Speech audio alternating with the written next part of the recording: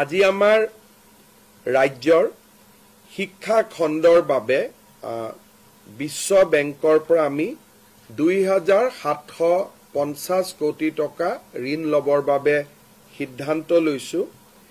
এই ঋণ 90% ভাৰত চৰকাৰে উভতাই দিব, অৰ্থাৎ ৰাজ্য চৰকাৰে উভতাই দিব লাগিব মাত্ৰ 275 কোটি টকা। টোটেল লোন হ'ব 2,750 কোটি টকা আৰু 90% লোন ভাৰত চৰকাৰে উভতাই দিব, ৰাজ্য চৰকাৰে উভতাই দিব নালাগে।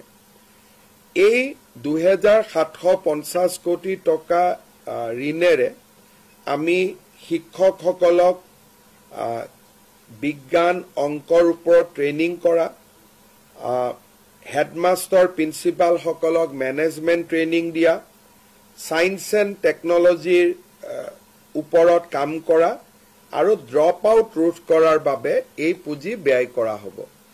এই পুঁজিৰ জৰিয়তে ৰাজ্যৰ 400খন স্কুলক সুন্দৰভাৱে নিৰ্মাণ কৰিবলৈ 3 কোটিৰ পৰা 5 কোটিকৈ টকা স্কুলত ব্যয় কৰা হ'ব আৰু 1733টা অংগনবাদী কেন্দ্ৰকো এটা সুন্দৰ পৰ্যায়লৈ লৈ অহাৰ বাবে প্ৰতিটো অংগনবাদী কেন্দ্ৰতে 25 লাখ টকাকৈ ব্যয় কৰা হ'ব 1733 অংগনবাদী কেন্দ্ৰত।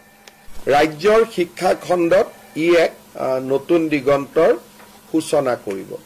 कामयाबी का शॉर्टकट मेहनत और डेडिकेशन, ये चैनल बनाए तेरा परफेक्ट फाउंडेशन। सब्सक्राइब करो, join this ride, let's grow together side by side।